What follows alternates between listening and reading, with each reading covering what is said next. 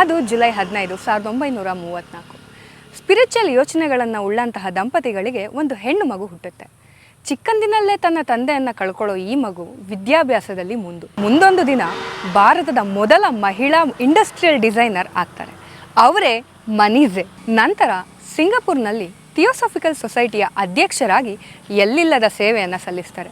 ಇವರ ಸೇವೆಯನ್ನು ಗುರುತಿಸಿ ಸಿಂಗಪುರ್ನ ಸರ್ಕಾರ ಮನೀಜೆ ಅವರ ಹೆಸರಲ್ಲಿ ಪೋಸ್ಟಲ್ ಕಾರ್ಡ್ನ ಬಿಡುಗಡೆ ಮಾಡ್ತಾರೆ. ಆ ನಂತರದಲ್ಲಿ ಮನೀಜೆ ಅವರು ತನ್ನ ಗಂಡನನ್ನು ಕಳೆದುಕೊಂಡು ಮುಂದೆ ಏನು ಮಾಡಬೇಕು ಅಂತ ಯೋಚನೆ ಮಾಡ್ತಾ ಇರುವಾಗ ಅವರು ಆಧ್ಯಾತ್ಮದ ಕಡೆಗೆ ವಾಲ್ತಾರೆ. ಹಾಗಿರುವಾಗ ಆಧ್ಯಾತ್ಮಿಕ ಸ್ಥಳವನ್ನು ಸ್ಥಾಪನೆ ಮಾಡಬೇಕು ಅಂತ ನಿರ್ಧಾರ ಮಾಡಿ ಭಾರತ ಅಲ್ಲದೆ ದೇಶ ವಿದೇಶಗಳಲ್ಲಿ ಆ ಜಾಗಕ್ಕಾಗಿ ಹುಡುಕಾಡ್ತಾರೆ. ಆದರೆ ಮನೀಜೆ ಅವರಿಗೆ ಎಲ್ಲೂ ಆಧ್ಯಾತ್ಮದ ಭಾವನೆ ಮೂಡಲಿಲ್ಲ. ಆದರೆ 1995ರಲ್ಲಿ ಮನೀಜೆ ಅವರು ಈ ಸ್ಥಳದಲ್ಲಿ ಅಂದರೆ ನಾವಿರೋ ಈ ಸ್ಥಳಕ್ಕೆ ಬಂದು ಕೂತಾಗ ಅವರಿಗೆ ಆಧ್ಯಾತ್ಮಿಕ ಭಾವನೆ ಮೂಡಿತು. ಈ ಜಾಗ ಅವರನ್ನು ಸೆಳೆಯಿತು. ಹಾಗಾಗಿ ಪ್ರತಿಯೊಬ್ಬರಿಗೂ ಪ್ರೀತಿಯನ್ನು ಹಂಚಬೇಕು ಅಂತ ಹೇಳಿ ಮನೀಜೆ ಅವರು ಈ ಸ್ಥಳದ ಪ್ರತಿಯೊಂದು ಭಾಗವನ್ನು ತಾನೇ ಡಿಸೈನ್ ಮಾಡಿ the school of ancient wisdom ಅನ್ನು ಕಟ್ಟಿದ್ರು. ಮನೀಜೆ ಅವರ ಕನಸು the school of ancient wisdom. ಬನ್ನಿ, ಈ ಸ್ಥಳದ ವಿಷನ್ ಏನು, ಈ ಸ್ಥಳದಲ್ಲಿ ಏನೇನು ವಿಶೇಷತೆ ಇದೆ ಅಂತ ತಿಳ್ಕೊಳ್ಳೋಣ.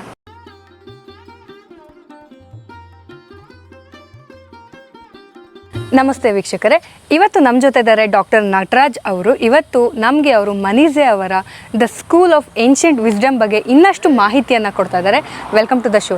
ನಮಸ್ಕಾರ, ನಾನು ಡಾಕ್ಟರ್ ನಟರಾಜ್ ಅಂತ.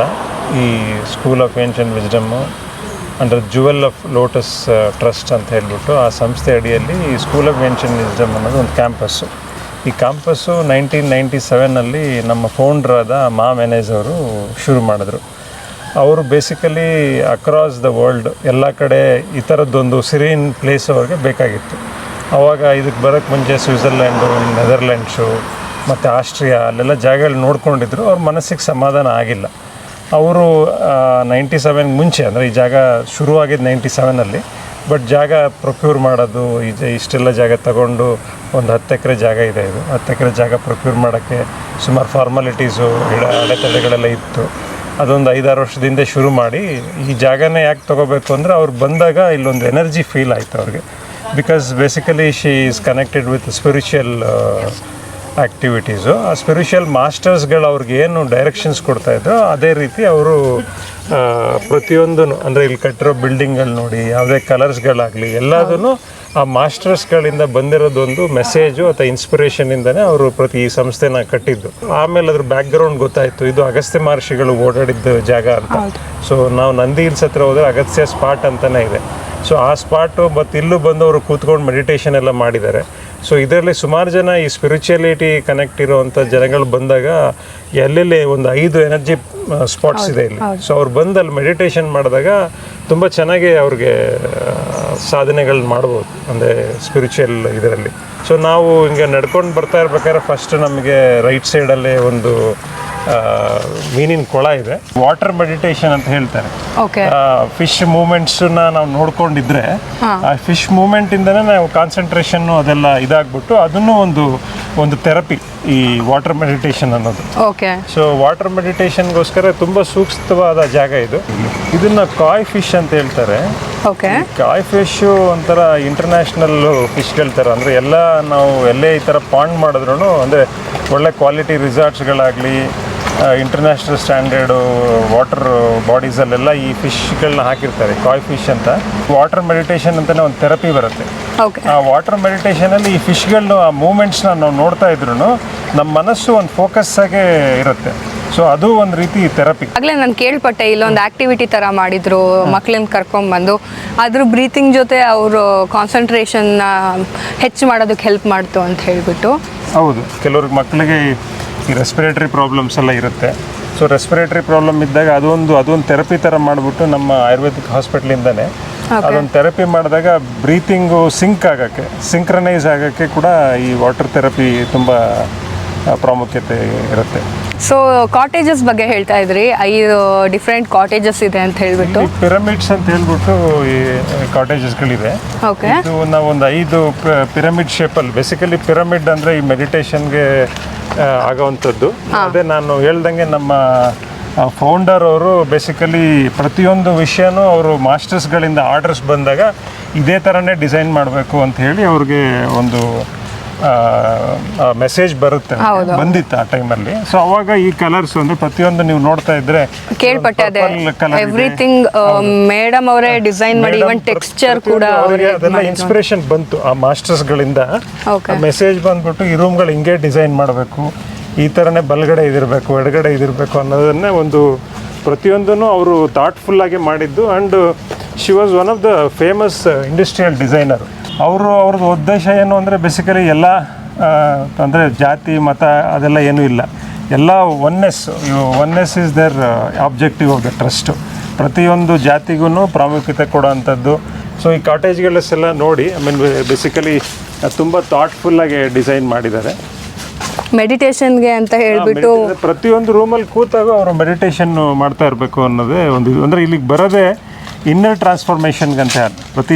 ಈ ಕ್ಯಾಂಪಸ್ಸಿಗೆ ಬರೋರು ಹೇಗಿದೆ ಅಂದರೆ ಬೇಸಿಕಲಿ ದ ಡೆಸ್ಟಿನ್ಡ್ ಅಂತ ಬರಬೇಕು ಅಂತ ಮೊದಲೇ ಅವ್ರಿಗೆ ಇದಾಗಿರುತ್ತೆ, ಅದೇ ಇರೋ ವಿಷಯ ಇದು. ಎಷ್ಟೇ ಜನ ನಾವು ಕರೆದ್ರೂ ಅವರು ಬರೋಕ್ಕಾಗಲ್ಲ ಇಲ್ಲಿ. ಅವ್ರು ಡೆಸ್ಟಿನ್ಡ್ ಇದ್ರೇ ಮಾತ್ರ ಬರ್ತಾರೆ. ಬಂದಾಗ ಡೆಫಿನೆಟ್ ಒಂದ್ಸಲ ಬಂದಾಗ ಅವ್ರ ಲೈಫ್ ಟೈಮ್ಗೆ ಅಟ್ಯಾಚ್ ಆಗಿರ್ತಾರೆ. ಇಲ್ಲಿ ಈ ನಮ್ಮ ಸಂಸ್ಥೆಯಲ್ಲಿ ಮೆಂಟಲ್ ವೆಲ್ನೆಸ್ಗೆ ತುಂಬ ಜಾಸ್ತಿ ಪ್ರಾಮುಖ್ಯತೆ ಮತ್ತು ಆದ್ಯತೆ ಕೊಟ್ಟಿದ್ದೀವಿ. ಪ್ರತಿಯೊಂದು ರೂಮ್ ಡಿಸೈನ್ ಆಗಲಿ, ಈ ಸುತ್ತಲೂ ಇರೋ ಸಿರಿನಿಟಿ, ಗ್ರೀನು, ಪ್ರತಿಯೊಂದೂ ಆ ಮೆಂಟಲ್ ವೆಲ್ ಬೀಯಿಂಗಿಗೋಸ್ಕರ ಮಾಡಿರೋದಂಥದ್ದು. ಡಿಟಾಕ್ಸಿಫಿಕೇಶನ್ ಅಂತ ಹೇಳಿಬಿಟ್ಟು ಅದನ್ನ ಮಾಡಿಸೋದಕ್ಕೋಸ್ಕರ ಎಷ್ಟೋ ಜನ ಇಲ್ಲಿಂದ ಎಷ್ಟೋ ಕಡೆ ದೂರ ಎಲ್ಲ ಹುಡ್ಕೊಂಡು ಹೋಗ್ತಾರೆ, ಬೇರೆ ಕಂಟ್ರಿಗೆ ಹೋಗ್ತಾರೆ. ಅಂಥ ಫೆಸಿಲಿಟಿ ಇಲ್ಲೇ ಇದೆ ಅಂತ ಕೇಳಿ ಖುಷಿ ಆಯಿತು. ಅದ್ರ ಬಗ್ಗೆ ಒಂದು ಸ್ವಲ್ಪ ಹೇಳಿ ಸರ್. ಅಲ್ಲ, ಇದ್ರ ಏನಾಗಿತ್ತು, ನಮ್ಮ ಫೌಂಡರ್ಸ್ದು ಆಬ್ಜೆಕ್ಟಿವ್ ಏನಿತ್ತು ಅಂದರೆ ನಾನು ಮೊದಲೇ ಹೇಳಿದ ಥರ people are destined only will come ಅಂತ. ಅವರು ಯಾರಿಗೂ ಈ ಪಬ್ಲಿಸಿಟಿ ಕೊಡದೆ ಅವರೇ ಈ ಜಾಗನ ಹುಡ್ಕೊಂಡು ಬರಬೇಕು ಅನ್ನೋದು ಒಂದು ಉದ್ದೇಶ ಇತ್ತು. ಹಾಗಾಗಿ ಅವರು ಪಬ್ಲಿಸಿಟಿ ಮಾಡಿಲ್ಲ, ಯಾವತ್ತೂ ಮಾಡಬೇಕು ಅಂತಲೂ ಅವ್ರಿಗೆ ಉದ್ದೇಶ ಇರಲಿಲ್ಲ. ಈಗೇನಾಗ್ತಾ ಇದೆ ಅಂದರೆ ಎಷ್ಟೋ ಜನಕ್ಕೆ ಈಗ ಬಂದು ನೋಡಿದಾಗ it's a best kept secret in Bangalore ಅಂತ ಹೇಳ್ತಾರೆ. ಈ ಜಾಗದ ಬಗ್ಗೆ ಹೆಚ್ಚಿಗೆ ಜನಗಳಿಗೆ ಗೊತ್ತಿಲ್ಲ. ಈ ಪಿರಮಿಡಲ್ಲಿ ನಾವು ಆಮೇಲೆ ಎಲ್ಲದು ಪಿರಮಿಡ್ 1, ಪಿರಮಿಡ್ 2, ಪಿರಮಿಡ್ 3, 4 ಅಂತ ಹೇಳ್ಬಿಟ್ಟು 4 ಆಗಿದೆ. ಕಾಟೇಜ್ ಥರ ಲೋಟಸ್ ಅಂತ ಹೇಳ್ಬಿಟ್ಟು ಒಂದು ಡಿಸೈನ್ ಮಾಡಿದ್ದೀವಿ. ಓಕೆ, ಲೈಕ್ ಆ ಡಿಸೈನ್ಗೂ ಏನಾದರೂ ಸಿಗ್ನಿಫಿಕೆನ್ಸ್ ಆ ಥರ? ಪ್ರತಿಯೊಂದಕ್ಕೂ ಲೋಟಸ್ ಅಂದರೆ ನಮ್ಮ founder she believed that lotus.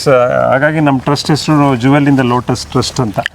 Agastya ಹಾಲ್ ಅಂತ ಹೇಳಿದಾಗೆ ಇನ್ಸ್ಪಿರೇಷನ್ನು ನಮಗೆ ಈ ಜಾಗ ಸೆಲೆಕ್ಟ್ ಮಾಡಿದ್ದಕ್ಕೆ ಅಗಸ್ತ್ಯ ಮಹರ್ಷಿಗಳೇ. ಸೊ ಹಾಗಾಗಿ ಇದೊಂದು ಮೆಡಿಟೇಷನ್ನು ಮತ್ತು ಸುಮಾರು ಟ್ರೀಟ್ ಪ್ರೋಗ್ರಾಮ್ಸ್ಗಳೆಲ್ಲ ಈ ಹಾಲಲ್ಲಿ ಆಗುತ್ತೆ. ಈ ಹಾಲಲ್ಲಿ ಸುಮಾರು ಒಂದು 120 ಜನದ ತನಕ ಯೋಗಾಸನ ಮಾಡೋದಾಗಲಿ, ಅವ್ರ ರಿಟ್ರೀಟು, ಅವರು ಮಾಸ್ಟರ್ಸ್ಗಳು ಅವ್ರಿಗೆ ಉಪದೇಶ ಮಾಡೋಂಥದ್ದು, ವೆಲ್ನೆಸ್ ಕೋಚಸ್ಗಳಂತ ಇರ್ತಾರೆ. ಆ ವೆಲ್ನೆಸ್ ಕೋಚಸ್ಗಳು ಈ ಜಾಗದ ಬಗ್ಗೆ ಮಾಹಿತಿ ತಗೊಂಡು ಆಮೇಲೆ ಅವರೆಲ್ಲ ಶಿಷ್ಯರುಗಳನ್ನ ಇಲ್ಲಿ ಕರ್ಕೊಂಬಂದು ಅವ್ರ ಆ್ಯಕ್ಟಿವಿಟೀಸ್ ಏನಿರುತ್ತೆ, ಕ್ರಿಯಾ ಯೋಗ ಇರಲಿ, ಆಮೇಲೆ ಮೆಡಿಟೇಷನ್ಸ್ ಇರಲಿ, ಆಮೇಲೆ ಸುಮಾರು ಥರದ್ದು ಮೆಡಿಟೇಷನಲ್ಲೇ ಸುಮಾರು ವೇರಿಯಂಟ್ಸ್ ಇರುತ್ತೆ. ಅದರಲ್ಲೂ ಅದಕ್ಕೆ ಅಂತಲೇ ಸಪ್ರೇಟ್ ಮಾಸ್ಟರ್ಸ್ಗಳಿರ್ತಾರೆ. ಹಾಂ ಸರ್, ಇಲ್ಲಿ ತನಕ ನೀವು ಇಷ್ಟೊಂದು ವಿಷಯಗಳನ್ನು ತಿಳಿಸಿದ್ರಿ. ಈಗ ಇಲ್ಲಿ ಏನೇನಿದೆ ಅಂತ ಹೇಳಿ ಎಕ್ಸ್ಪ್ಲೇನ್ ಮಾಡಿ ಸರ್. ಇದು ಬ್ರಾನ್ಸ್ ಸ್ಟ್ಯಾಚ್ಯೂ. ಇದು ಟಾರ್ಚ್ ಬೇರರ್ ಅಂತ ಹೇಳ್ಬಿಟ್ಟು ಇನ್ನರ್ ಟ್ರಾನ್ಸ್ಫಾರ್ಮೇಷನ್ಗೆ ಟಾರ್ಚ್ ಬೇರರ್ ಅಂತ ಹೇಳ್ತಾರೆ. ಅಂದರೆ ಒಲಿಂಪಿಕ್ಸ್ ಇದರಲ್ಲಿ ಯೂಸ್ ಮಾಡ್ತಾರೆ ಟಾರ್ಚ್ ಬೇರರು. ಬಟ್ ಮೇನ್ ಉದ್ದೇಶ ಟಾರ್ಚ್ ಬೇರರ್ ಅಂದರೆ ಒಂದು ಸಮಾಜದ ಮೆಸೇಜ್ನ ಇಟ್ಕೊಂಡು ಹೋಗ್ತಾ ಇರೋರು ಅಂತ. ಇನ್ನರ್ ಟ್ರಾನ್ಸ್ಫಾರ್ಮೇಷನ್ ಆಗಿಬಿಟ್ಟು ಅವರು ಒಂದು ಸಮಾಜಕ್ಕೆ ಒಂದು ಮೆಸೇಜ್ ಕೊಡೋಂಥದ್ದು. ಸೊ ಅದರದ್ದು ಸಿಂಬಲ್ಲು ಟಾರ್ಚ್ ಬೇರರ್ ಅಂತ. ರುಚಿಯಲ್ಲಿ ಅಧ್ಯಯನ ಮಾಡೋವಂಥವ್ರಿಗೆ ತುಂಬ ವ್ಯಾಲ್ಯೂಬಲ್ ಬುಕ್ಸ್ಗಳು ಅಂದರೆ rare collections across the globe. ಅಂದರೆ ನಮ್ಮ ಇಂಡಿಯಾದು ಸ್ಪಿರಿಚುಯಾಲಿಟಿ ಅಂತಲ್ಲ, ಪ್ರಪಂಚದಲ್ಲಿ ಏನೇ ಸ್ಪಿರಿಚುವಲ್ ಪ್ರಾಕ್ಟೀಸ್ ಆಗುವಂಥದ್ದು ಆಲ್ಮೋಸ್ಟ್ ಎಲ್ಲ ಥರದ ಬುಕ್ಸ್ಗಳು ಇಲ್ಲಿ ಸಿಗುತ್ತೆ. ಇಲ್ಲ, ಇದು ಮೈನು ಏನಂದರೆ ನಮ್ಮದು ಉದ್ದೇಶ ವೆಲ್ನೆಸ್ ಅಂತ. ವೆಲ್ನೆಸ್ಸಲ್ಲಿ ಮತ್ತು ಏನ್ಷಿಯಂಟ್ ಪ್ರಾಕ್ಟೀಸಸ್ನ ತರಬೇಕು ಅನ್ನೋದು. ಸೊ ನಮ್ಮ ಏನ್ಷಿಯಂಟ್ ಅಂತ ಮಾತಾಡಿದಾಗ ಆಯುರ್ವೇದನು ತುಂಬ ಅನಾದಿ ಕಾಲದಿಂದ ಬಂದಿರೋವಂಥದ್ದು.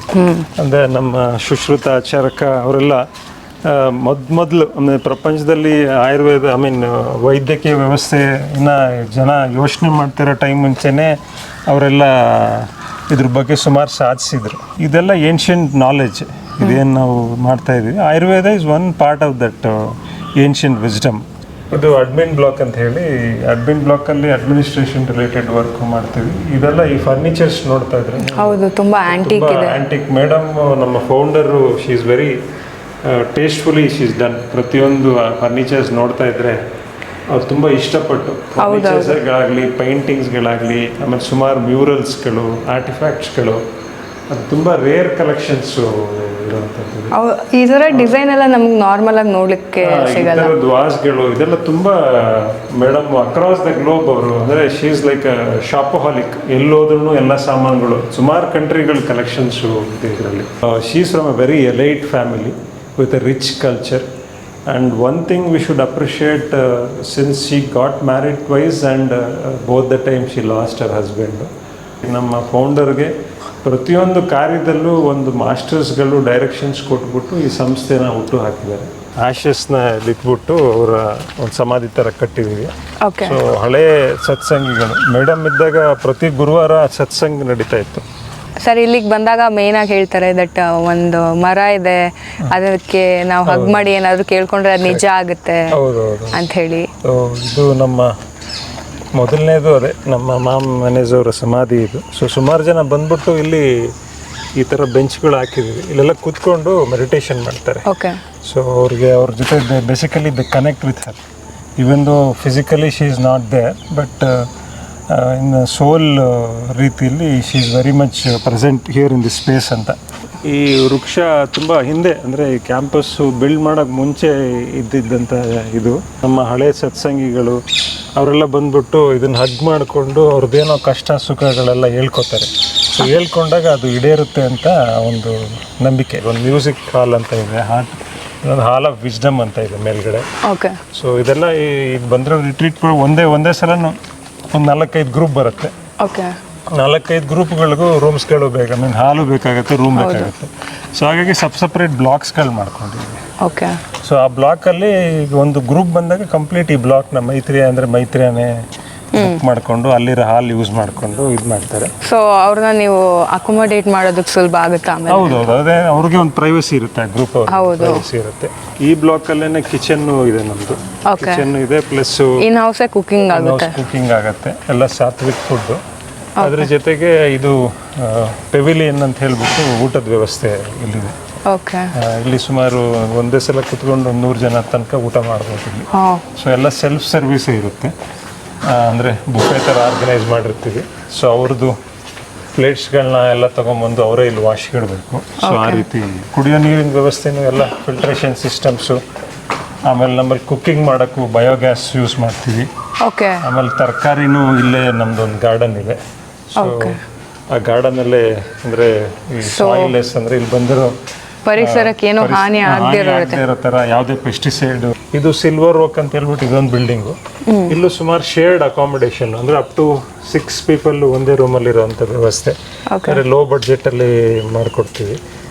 ಅದೆಲ್ಲ ಶೇರಿಂಗ್ ಪರ್ಪಸಲ್ಲಿ. ಅದಾದಮೇಲೆ ನಮ್ಮ ಆಯುರ್ವೇದ ಅಭ್ಯಂಗ ನಡೆಯುತ್ತೆ ಈ ಜಾಗದಲ್ಲಿ.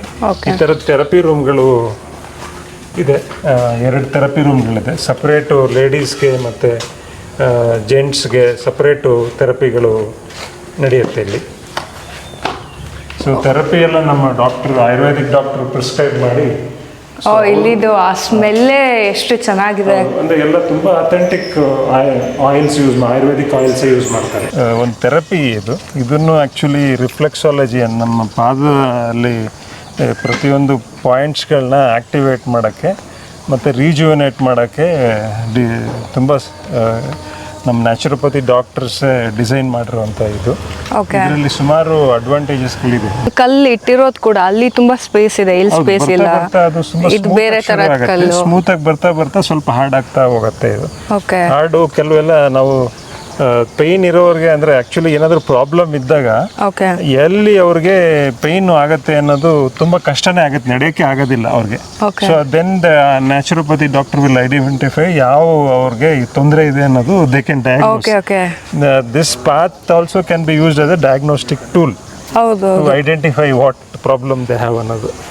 ತರಕಾರಿ ಇದೆಲ್ಲ ಯಾವುದೇ ಪೆಸ್ಟಿಸೈಡ್ಸ್ ಯೂಸ್ ಮಾಡದೆ ಸುಮಾರು ತರಕಾರಿಗಳನ್ನ ಮತ್ತು ಸೊಪ್ಪುಗಳನ್ನೆಲ್ಲ ಬಿಡಿಸ್ತೀವಿ. ಅಂದರೆ ಸಾಯಿಲ್ ಲೆಸ್ ಅಂದರೆ ಬೇಸಿಕಲಿ ಇಲ್ಲಿ ಅದೇ ಈ ನಮ್ಮ ಸೊಪ್ಪು ಸದೆಗಳೆಲ್ಲ ಬಿದ್ದಿರುತ್ತಲ್ಲ, ಅದರಿಂದನೇ ಕಾಂಪೋಸ್ಟ್ ಬೆಡ್ ರೆಡಿ ಮಾಡಿಬಿಟ್ಟು ಮಾಡೋವಂಥದ್ದು.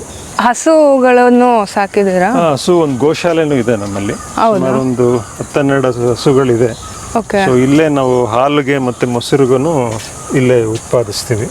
So it's more of self sustained. ಅಂದರೆ ನಾವು ಗ್ಯಾಸನ್ನು ಇಲ್ಲೇ ಉತ್ಪಾದಿಸ್ತೀವಿ ಬಯೋಗ್ಯಾಸಿಂದ. ಮತ್ತು ಹಸುಗಳಿಂದ ಸಗಣಿ ಬರುತ್ತೆ, ಅದನ್ನು ಬಯೋಗ್ಯಾಸ್ ಯೂಸ್ ಮಾಡ್ತೀವಿ. ಬಯೋಗ್ಯಾಸಿಂದ ಬಂದಿರೋಂಥ ಸ್ಲರಿಯಿಂದ ಗಿಡಕ್ಕೆ ಹಾಕ್ತೀವಿ. ಚಿಕ್ಕ ಸಸಿಗಳಿಂದನೇ ನಾವು ಅವಕ್ಕೆ ಈ ಥರದ್ದು ಇದು ಕೊಟ್ಟಾಗ, ಎನ್ವೈರನ್ಮೆಂಟ್ ಕೊಟ್ಟಾಗ ಅದಕ್ಕೆ ಇಮ್ಯುನಿಟಿ ಬಿಲ್ಡ್ ಆಗುತ್ತೆ.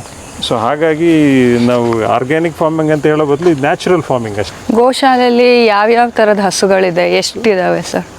ನಮ್ಮಲ್ಲಿ ಒಂದು 10-12 ಹಸುಗಳಿದೆ. ಇದೆಲ್ಲ ಇಲ್ಲೇ ಹುಟ್ಟಿ ಬೆಳೆದಿರೋವಂಥ ಹಸುಗಳು. ಯೂಶಲಿ HF ಅಲ್ಲಿ ನಮಗೆ 2.8ರಿಂದ 3.5 ಫ್ಯಾಟ್ ಬರುತ್ತೆ. ನಮ್ಮಲ್ಲಿ ಹಸುಗಳಿರೋದಿಲ್ಲ, ಆಲ್ಮೋಸ್ಟ್ 5.8% ಫ್ಯಾಟ್ ಬರುತ್ತೆ. ಓಕೆ.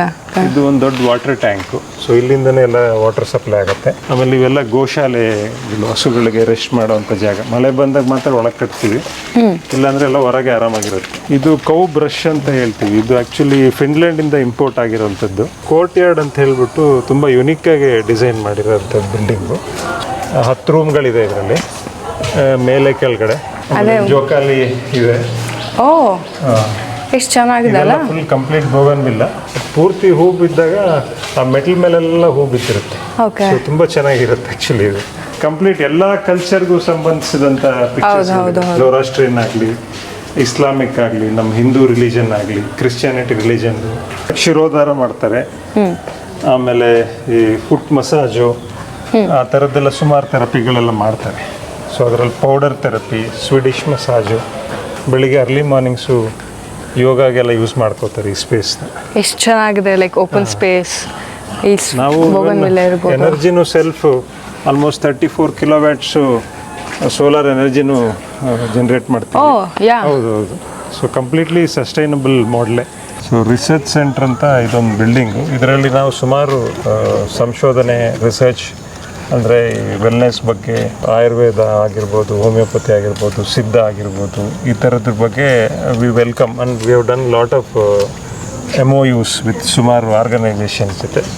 ಅದರಲ್ಲಿ ಒಂದು ಆಯುರ್ವೇದ ವರ್ಲ್ಡ್ ಕಾಂಗ್ರೆಸ್ ಅಂತ ಹೇಳ್ಬಿಟ್ಟು ಅದೊಂದು ಸಂಸ್ಥೆ ಜೊತೆ ನಾವು BAMS ಮುಗಿಸಿದಂಥವ್ರಿಗೆ ಮತ್ತು ಆಯುರ್ವೇದದಲ್ಲಿ ಇಂಟ್ರೆಸ್ಟ್ ಇರೋವಂಥವ್ರಿಗೆ ಫಿನಿಶಿಂಗ್ ಸ್ಕೂಲ್ ಒಂದು ಮಾಡ್ತಾ ಇದ್ದೀವಿ. ಇಂಡಸ್ಟ್ರಿಯಲ್ಲಿ ಅವ್ರನ್ನ ಅಕ್ರಾಸ್ ದ ಗ್ಲೋಬ್. ಅಂದರೆ ಈಗ ಸುಮಾರು ಈ ಆಯುರ್ವೇದನ ಸುಮಾರು ಬೇರೆ ಕಂಟ್ರೀಸ್ಗಳು, ರಷ್ಯಾದಲ್ಲೂ ಅಡಾಪ್ಟ್ ಮಾಡ್ಕೋತಾ ಇದ್ದಾರೆ. ಆಮೇಲೆ ಸುಮಾರು ಯುರೋಪಿಯನ್ ಕಂಟ್ರೀಸಲ್ಲಿ ಅಡಾಪ್ಟ್ ಮಾಡ್ಕೋತಾ ಇದ್ದಾರೆ. ಅದಕ್ಕೆ ಅಂತ ಹೇಳ್ಬಿಟ್ಟು ಒಂದು ರಿಸರ್ಚ್ ಸೆಂಟರ್ ಅಂತ ಡೆವಲಪ್ ಮಾಡೋಕ್ಕೆ ಒಂದು ಫೆಸಿಲಿಟಿ ಯೂಸ್ ಮಾಡಿದ್ವಿ. ಮೊದಲು ಇಲ್ಲಿ ಆಯುರ್ವೇದ ಸೆಂಟರ್ ನಡೆಸ್ತಾ ಇದ್ವಿ. ಈಗ ನ್ಯಾಚುರೋಪತಿ ಎಕ್ವಿಪ್ಮೆಂಟ್ಸು ರೀಸೆಂಟಾಗಿ ತರಿಸಿದ್ದೀವಿ. ತುಂಬ ಹೈ ಎಂಡ್ ಎಕ್ವಿಪ್ಮೆಂಟ್ಸು 2, ಇನ್ನು ಸುಮಾರು ಎಕ್ವಿಪ್ಮೆಂಟ್ಸು ಬರೋದು ಇದೆ. ಇದಕ್ಕೆಲ್ಲ ಸ್ಪಾನ್ಸರ್ ಯಾರಾದರೂ ಮಾಡ್ತಾರಾ ಅಥವಾ ಇಲ್ಲ? ಇದೆಲ್ಲ ಸ್ಪಾನ್ಸರ್ಸ್ ಅಲ್ಲ, ನಮ್ಮಲ್ಲಿ ಆಗೋ ರಿಟ್ರೀಟ್ ಪ್ರೋಗ್ರಾಮ್ಸ್ಗಳಿಂದ ಆದಾಯ ಬರುವಂಥದ್ದು. ಸೊ ಹಾಗಾಗಿ ಕಂಪ್ನಿಯವರು ನಮಗೆ ಅದು EMI ಫೆಸಿಲಿಟೀಸ್ ಕೊಟ್ಟಿದ್ದಾರೆ. ಫಸ್ಟು ಲಾಟ್ ಎಕ್ವಿಪ್ಮೆಂಟ್ಸ್ ಬಂದಿದೆ, ಇನ್ನು ಸುಮಾರು ಎಕ್ವಿಪ್ಮೆಂಟ್ಸ್ ಬರೋವಂಥದ್ದು ಇದೆ ಇಲ್ಲಿ. ಸೊ ಕೆಲವು ನೋಡ್ಬೋದು ನಾವೀಗ.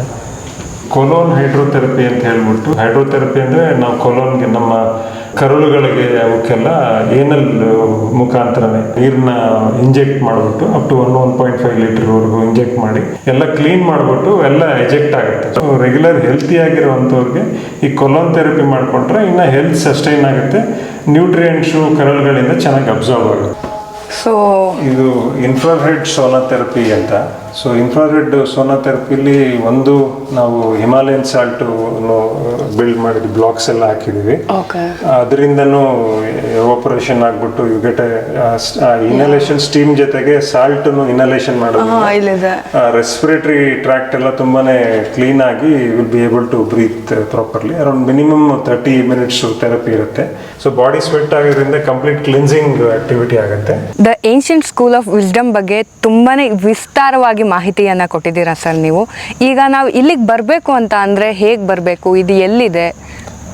ಇದು ಬೆಂಗಳೂರು ಇಂಟರ್ನ್ಯಾಷನಲ್ ಏರ್ಪೋರ್ಟ್ಗೆ ಒಂದು 15 ನಿಮಿಷ ಜರ್ನಿ ಆಗುತ್ತೆ. ನಮ್ಮ ಬೆಂಗಳೂರು ಹೆಬ್ಬಾಳ್ ಸರ್ಕಲಿಂದ ಒಂದು 20 ಮಿನಿಟ್ಸ್ ಟು 25 ಮಿನಿಟ್ಸು. ನಾವು ಇಂಟರ್ನ್ಯಾಷನಲ್ ಏರ್ಪೋರ್ಟ್ ಟೋಲ್ ಆದಮೇಲೆ ದಾಬಾ ಗೇಟ್ ಅಂತ ಬರುತ್ತೆ. ದಾಬಾ ಗೇಟ್ ಆದಮೇಲೆ IVC ರೋಡ್ ಬರುತ್ತೆ. ಸೊ IVC ರೋಡಲ್ಲಿ ಲೆಫ್ಟ್ ತೊಗೊಂಡ್ರೆ ಬೆಂಗಳೂರಿಂದ ಬರುತ್ತೆ.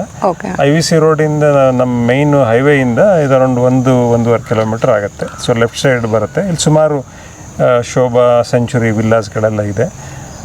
ಅದು ಒಂದು ದಾರಿ ಇದೆ. ಇನ್ನೊಂದು ನಾವು ಏರ್ಪೋರ್ಟ್ ಟೋಲ್ ಆಗೋಕ್ಕೆ ಮುಂಚೆನೇ ಸಾದಳ್ಳಿ ಗೇಟ್ ಅಂತ ಬರುತ್ತೆ. ಆ ಕಡೆ ಲೆಫ್ಟ್ ತೊಗೊಂಡು ಅಲ್ಲಿಂದನೂ ಈ ಕಡೆಗೆ ರೀಚ್ ಆಗ್ಬೋದು. ಸುಮಾರು ಪಬ್ಲಿಕ್ ಟ್ರಾನ್ಸ್ಪೋರ್ಟೇಷನ್ಸು ನಮಗೆ ಮೈನ್ ಹೈವೇ ತನಕನೂ ಇದೆ. ಅಲ್ಲಿಂದ ಇಲ್ಲಿಗೆ ಬರೋಕ್ಕೆ ಆಟೋನೂ ಇದೆ. ತುಂಬ ಏನು ದೂರ ಇಲ್ಲ ಇದು. ಸೊ ಒಂದು ಹೆಬ್ಬಾಳಿಂದ ಒಂದು 20 ಮಿನಿಟ್ಸ್ ಜರ್ನಿ ಆಗುತ್ತೆ. ಸರ್, ಇವಾಗ ನಾವು ಇಲ್ಲಿ ಬರೋದಕ್ಕೆ ಏನಾದರೂ ಬುಕ್ಕಿಂಗ್ ಮಾಡ್ಕೋಬೇಕು ಅಥವಾ ಏನಾದರೂ ಪ್ರೋಗ್ರಾಮ್ಸ್ ಇದ್ದರೆ ಅದನ್ನು ಹೇಗೆ ಚೆಕ್ ಮಾಡಬೇಕು? ವೆಬ್ಸೈಟ್ ಅಥವಾ ಏನಾದರೂ ಇದೆಯಾ ನಿಮಗೆ? ಯೂಟ್ಯೂಬ್, ಇನ್ಸ್ಟಾಗ್ರಾಮ್ ಏನಾದರೂ ಇದೆಯಾ? ನಮ್ಮದು ಪ್ರೆಸೆನ್ಸು ಎಲ್ಲದರಲ್ಲೂ ಯೂಟ್ಯೂಬಲ್ಲೂ ಇದ್ದೀವಿ, ಪ್ಲಸ್ಸು ಫೇಸ್ಬುಕ್ಕಲ್ಲೂ ಇದ್ದೀವಿ, ಮತ್ತು ನಮ್ಮದೇ ಆದಂಥ ವೆಬ್ಸೈಟು ಇದೆ. ಸೊ ವೆಬ್ಸೈಟಲ್ಲಿ ನಾವು ಎನ್ಕ್ವೈರಿ ಮಾಡಿಕೊಂಡು ಬುಕ್ಕಿಂಗ್ ಮಾಡ್ಕೊಂಡು ಬರ್ಬೋದು. ಇದರಲ್ಲಿ ನಾವು 2 ವಿಧಾನ ಇದೆ. ಒಂದು ಈ ರಿಟ್ರೀಟ್ ಪ್ರೋಗ್ರಾಮ್ಸ್ಗಳು ನಡೀತಾ ಇರುತ್ತೆ, ಅದರಲ್ಲಿ ಭಾಗವಹಿಸ್ಬೋದು. ಇಲ್ಲ ನಮ್ಮದು ಆಯುರ್ವೇದಿಕ್ ಹಾಸ್ಪಿಟಲಿಂದ ಡಿಟಾಕ್ಸ್ ಪ್ರೋಗ್ರಾಮ್ಸ್ಗಳು ಎಲ್ಲ ನಡೆಯುತ್ತೆ, ಅದ್ರ ಮೂಲಕನೂ ಇಲ್ಲಿ ಪಾರ್ಟಿಸಿಪೇಟ್ ಮಾಡ್ಬೋದು. ಓಕೆ ಸರ್, ಇಷ್ಟೊತ್ತು ನಿಮ್ಮ ಸಮಯನ ಕೊಟ್ಟು ನಮ್ಮ ಜೊತೆ ನಿಮ್ಮ ಎಲ್ಲ ಮಾಹಿತಿಯನ್ನು ಹಂಚ್ಕೊಂಡಿದ್ದಕ್ಕೆ ತುಂಬ ತುಂಬ ಧನ್ಯವಾದಗಳು ಸರ್. Thank you.